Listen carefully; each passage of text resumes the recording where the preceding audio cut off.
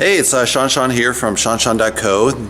I also do art on eBay and obviously more channels on YouTube, which you can check out below. Hope you like this video. Today I'm going to do a painting demonstration in acrylic of a water spout.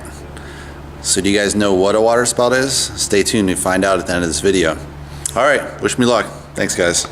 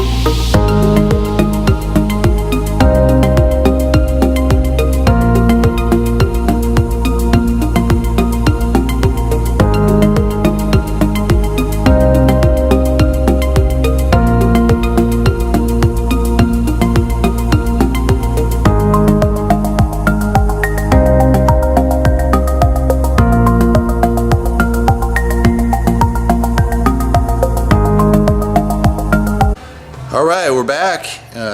Hope everything's going well. Let me zoom in here, see what it looks like here. So you got the nice water spout going into the clouds there, right off the pier.